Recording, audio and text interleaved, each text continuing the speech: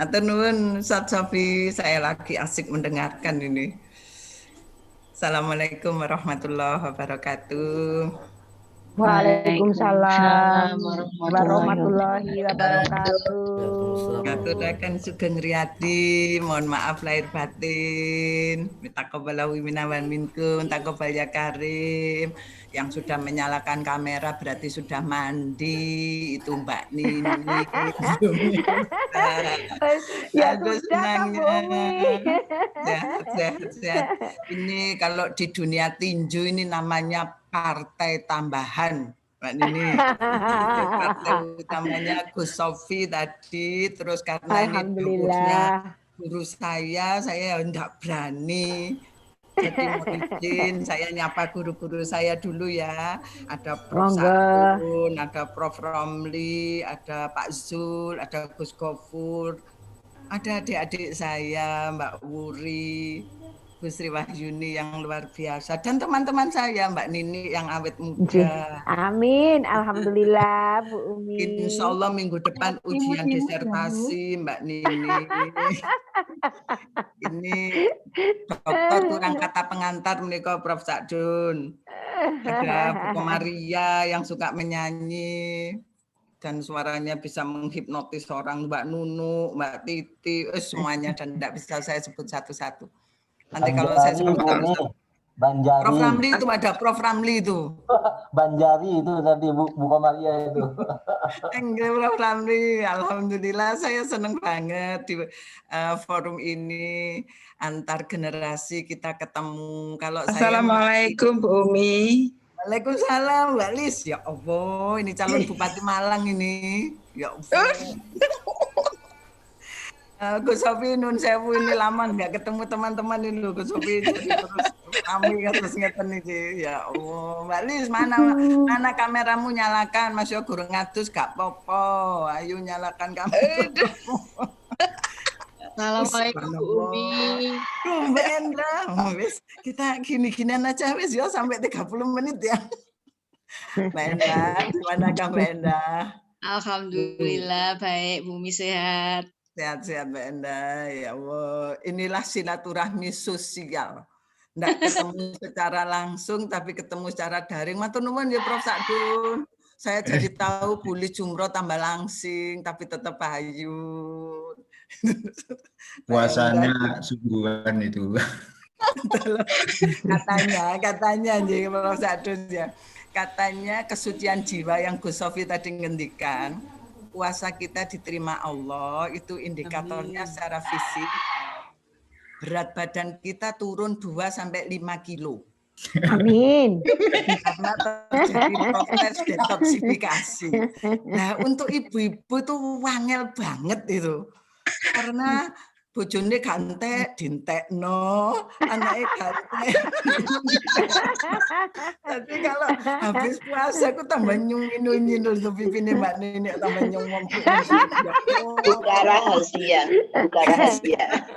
Tapi terus jangan khawatir, katanya Gus Sofi tadi kan juga ngendikan mungkin secara fisik kita kalah kalau secara kalah, karena jarang lah kita turun saon aja wis sapi, tapi secara psikis mudah-mudahan ya keimanan kita bertambah, ngaji ini Amin. tambah api, gak ngamuk-ngamukan. Nah, Amin.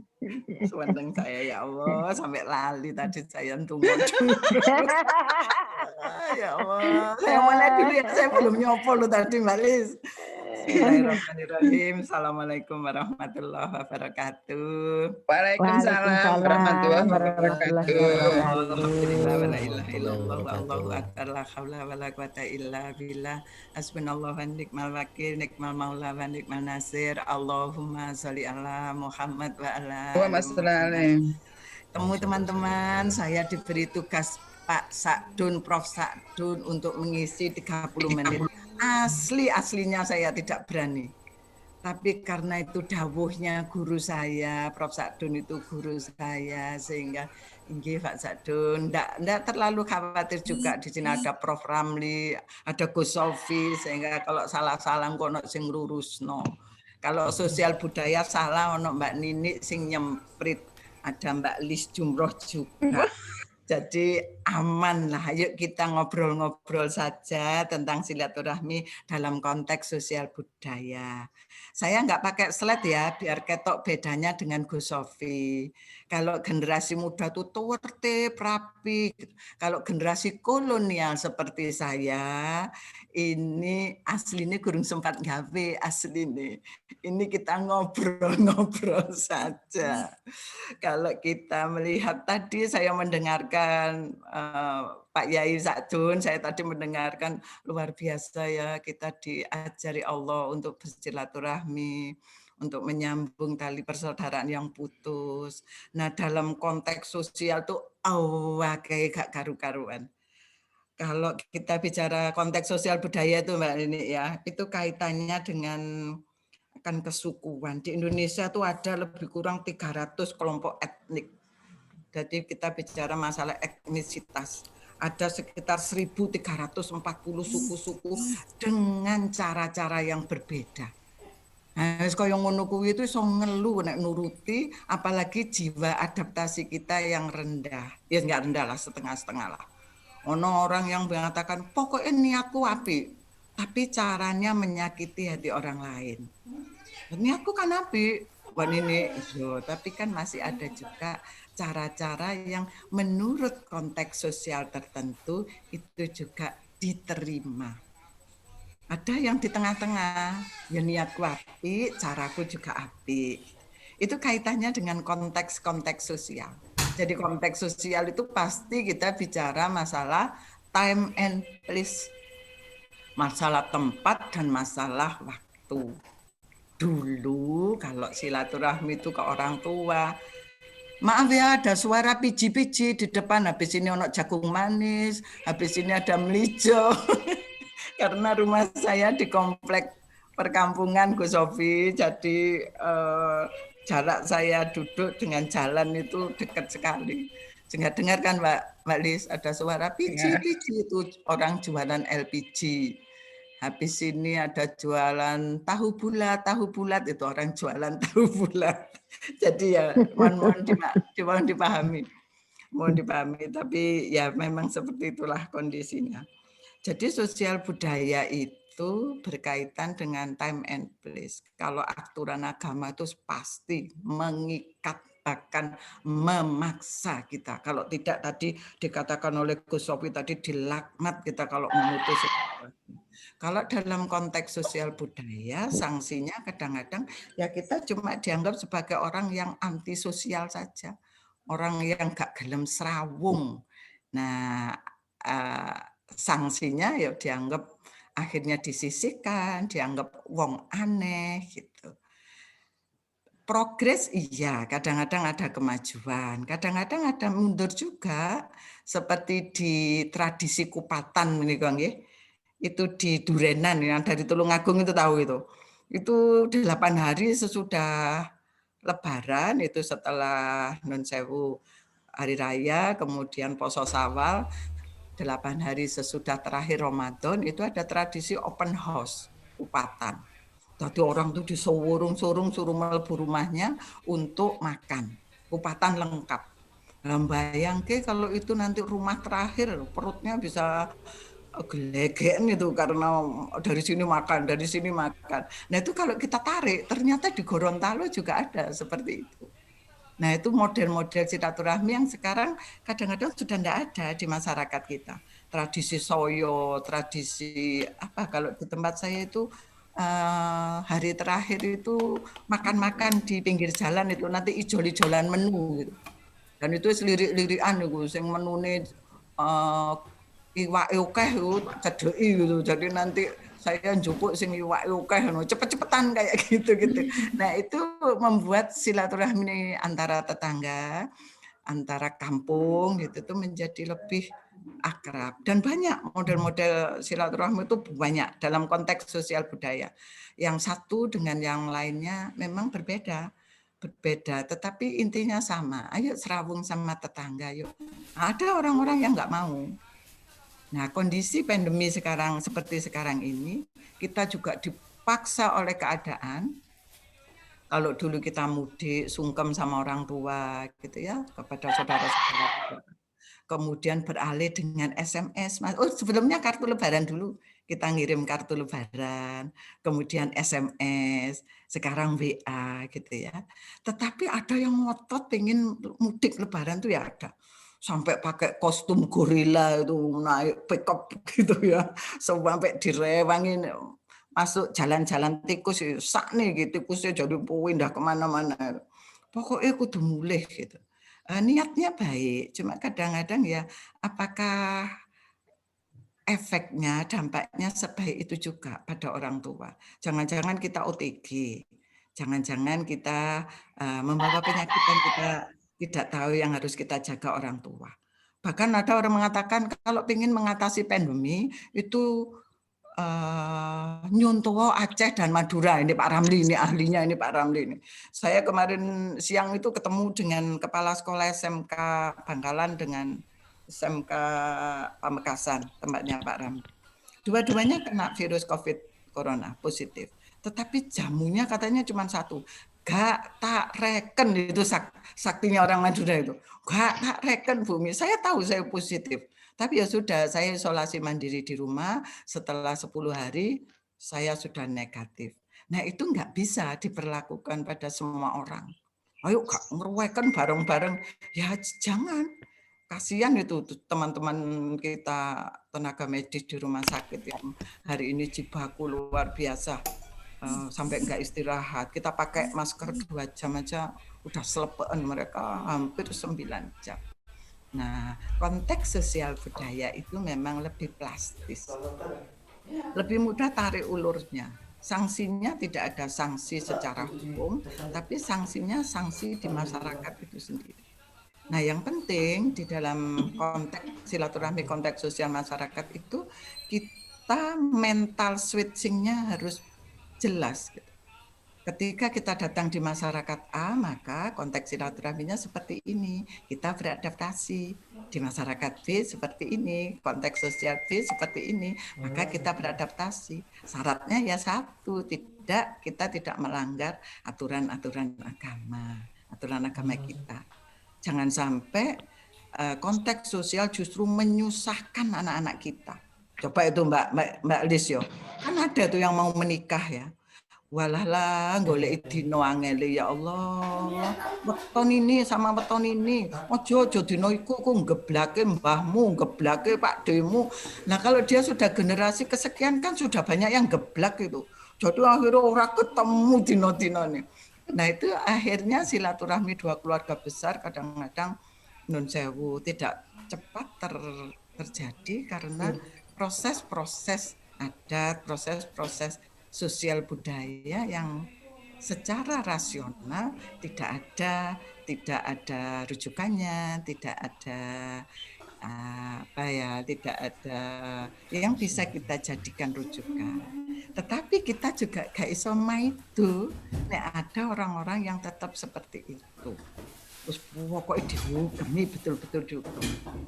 Nah, seperti itu yang bisa kita lakukan kadang-kadang ya kita ya wis dikandani alon-alon, nek gak percaya ya wis.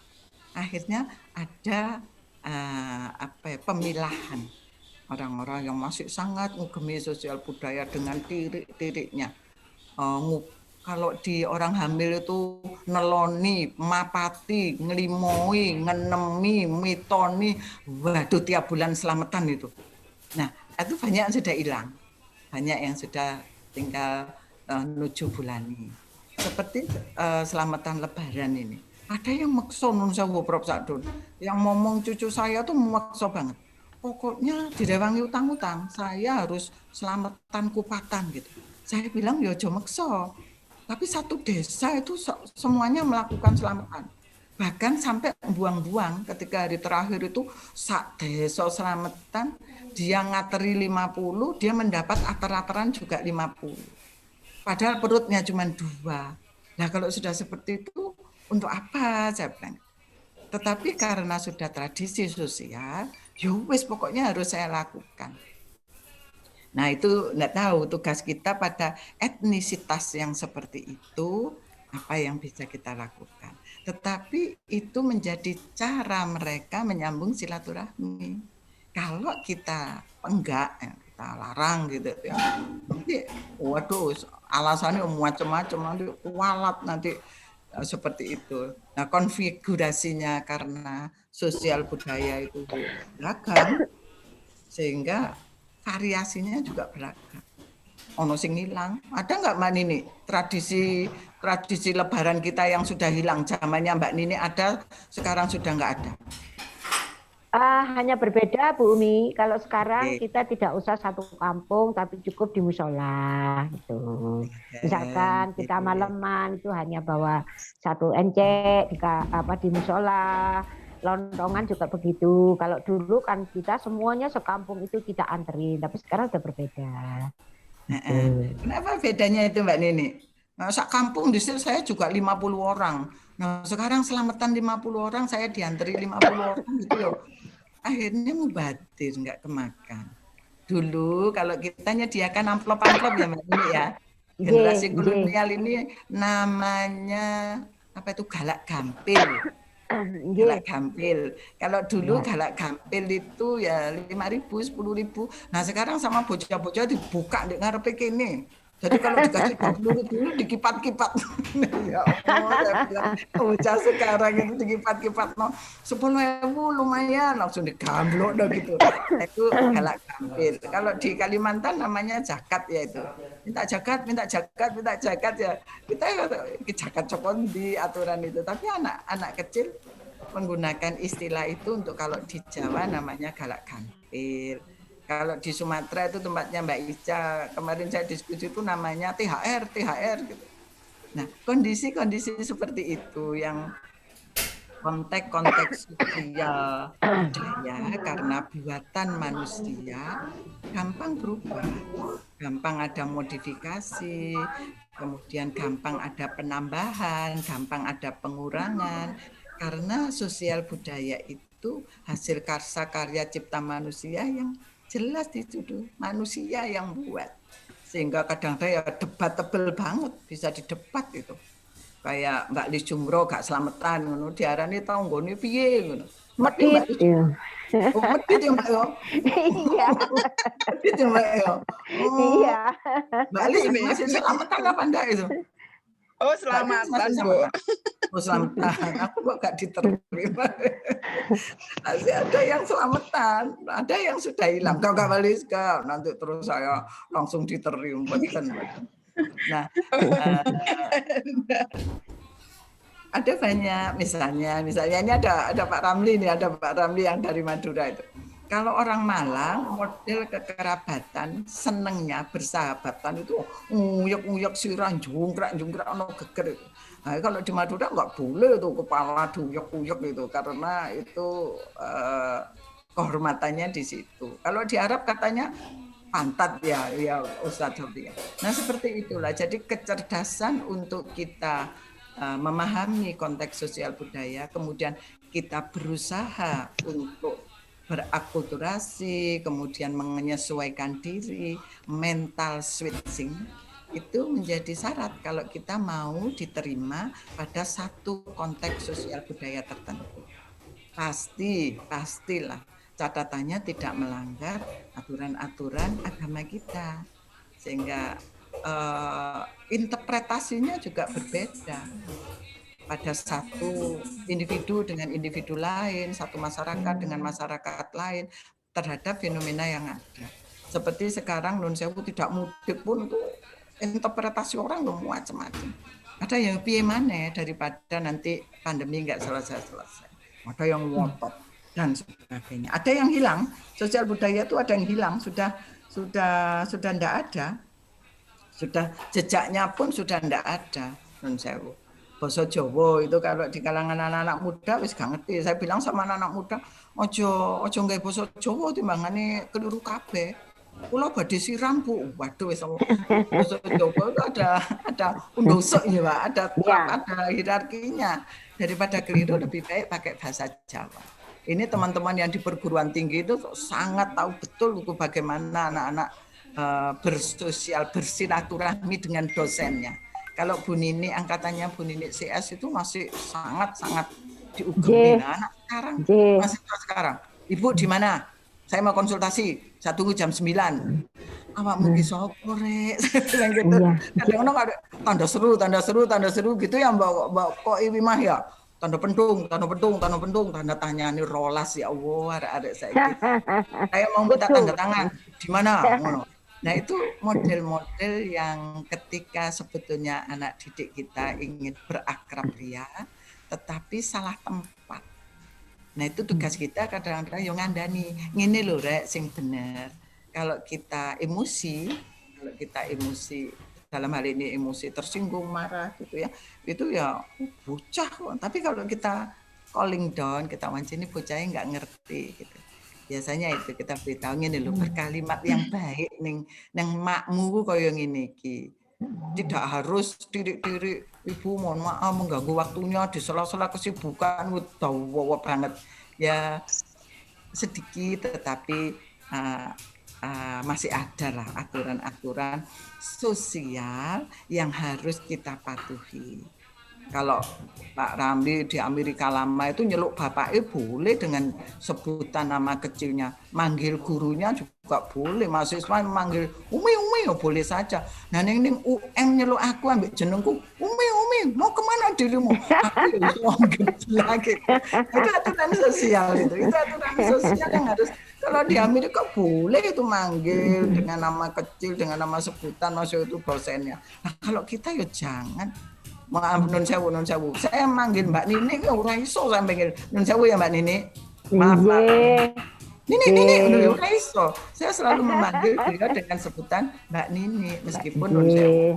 Dalam konteks lain beliau mahasiswa saya. Tapi dalam konteks sosial lain beliau teman saya. Tapi dalam konteks sosial lain beliau adalah guru saya. Nah, itu yang disebut mental switching. Hari ini saya berdiri di sini. Sebentar lagi saya bicara di tempat lain. Sebentar lagi saya jadi nenek ngomong cucu di depan. Kadang-kadang ada orang ngantarkan surat gitu. Bu Umi ada? Saya bilang ada Pak. Kan dia nggak tanya siapa saya. Ini surat untuk Bumi 2 minggu lagi Bumi ceramah. Ojo lali. Nggih Pak, saya bilang gitu. Ojo lali, kowe iku biasane lalian gitu. Iya Pak, minta awas ngono saya bilang gitu. Awas ngono. Begitu saya ceramah, siapa kemarin yang ngantarin surat di rumah saya? Dia langsung, astagfirullahaladzim. Nah, kayak gitu-gitu. Kalau kita marah, ya, kortisol kita naik. Nah, kalau kortisol bolak-balik marah, akhirnya ada stimulan apapun yang masuk dalam diri kita, maka yang muncul adalah marah. Akhirnya terbranding kita menjadi pemarah dalam konteks sosial. Dan sewu, orang-orang pesisir itu nada dasarnya agak tinggi sebab ada ombak. Jadi kalau manggil, maaf ya Mbak Lis saja lah yang masih muda, atau Mbak Estu sudah seangkatan saya. Kalau Mbak Estu ini suaminya tentara, baik sekali. Mbak Estu itu kubu komandan yang baik. Kalau misalnya Nun Sewu dalam konteks seperti itu, Mbak Estu sehat ya Mbak Estu ya? Karena saya nggak ketemu. Alhamdulillah. Suaranya lembut sekali kan Mbak Estu? Karena Mbak Estu dari Nun Sewu, tidak dari pesisir. Kalau dari pesisir karena ada ombak itu suaranya bau banter. Kau sudah mandi kah? Nah orang pedalaman kadang-kadang tersinggung. Kok ngamuk sih? Enggak ngamuk dia. Karena terbiasa nada dasarnya C mayor. Kau sudah makan kah? Nah kalau Nun Sewu, kalau Madiun, Kediri, Tulungagung, Trenggalek, itu beda halus-halus. Surabaya ketemu kancane. Weh, kon tambah lemu itu Surabaya nggih. Surabaya ekspresif banget. Kon tambah lemu gitu. Orang Madiun enggak mau gitu kan. Kok ngoten sih. Lah terus saya harus ngomong apa? Ya cuma kok tambah seger. Padahal itu luwih ngenyak lho, Mbak. Seger ku lak sak gerdu no, Mbak. Kuwat Nah, ini konteks sosial budaya ya. Kalau kita enggak pandai adaptasi, itu ekspresi. Waktunya sudah lebih 5 menit, Mbak Nini. Ya Allah, ada banyak hal. Monggo lah, nanti kalau pingin filenya saya berikan. Nanti di file saya ada progres, regres tentang sosial budaya dalam menyambung silaturahmi. Mana yang hilang, mana yang maju, ada pentingnya mental switching, ada edukasi, kemudian etnisitas dan sebagainya. Banyaklah, monggo lah. Jadi kalau menginginkan filenya itu nanti saya kirim dah, nggak tahu kemana. Tapi kalau ada pertanyaan nanti Gus Sofi yang jawab ya. Karena yang susah-susah itu bagiannya Gus Sofi, saya yang bagian gampang-gampang. Nah, sosial budaya itu kadang-kadang loh ya, gampang tersinggung, membuat ribet. Masalah mesem aja loh, mesem 3 jari, mesem 20 detik, senyum yang itu jadi ruwet ya. Kalau saya senyumlah dari hati simetris, itu aja membuat aura kita positif, teman-teman kita juga positif. Tapi kadang-kadang jadi ribet, makan itu loh, makan silakan makan. Paling pondok itu makan dengan tangan karena ada zat yang menunjuk di tangan, di mulut, sehingga di dalam lambung kita sudah enggak. Nah sekarang makan tuh kadang-kadang kalau penjenengan table manner, sendok ono 6, garpune ono 6, wah itu ngeluh itu kita. Kadang-kadang pada konteks sosial budaya itu hal-hal yang sederhana menjadi ribet. Tugas kita melaksanakan sesuai pastilah gandolan kita, roh kita di agama. Jadi kalau hal-hal yang membuat kita ribet, tidak sesuai dengan tuntunan agama, ayo kita pikirkan lagi. Mudah-mudahan silaturahmi kita tetap terjaga, Bapak Ibu Mbak Estu, semuanya yang pernah ketemu, sekali lagi mohon maaf, tetap berhubungan meskipun jauh di mata, tetap di hati. Mudah-mudahan semuanya tetap sehat, jangan lupa bahagia. Nek ono masalah diselehke wae. Insyaallah. Kalau donga gini Gus Pak Yai Sadun. Saya kadang-kadang wis judeg itu donga saya gini. Allahumma embuh wis embuh ya Allah aku gak masalah saya naikkan ke Allah. Insyaallah akan Allah akan. Terima kasih semuanya. Mohon maaf lahir batin. Selamat melaksanakan sosial budaya masing-masing dengan insyaallah. Terima kasih. I love you semuanya. Mohon maaf lahir batin. Saya kembalikan ke Pak Sadun. Assalamualaikum warahmatullahi wabarakatuh. Waalaikumsalam warahmatullahi wabarakatuh. Pak Zul itu ada suaranya Pak Zul. Ya, terima kasih Bu Umi, terima kasih Ustaz. Terima kasih Prof. Sadun, terima kasih Bu Umi. Mohon maaf lahir batin semuanya.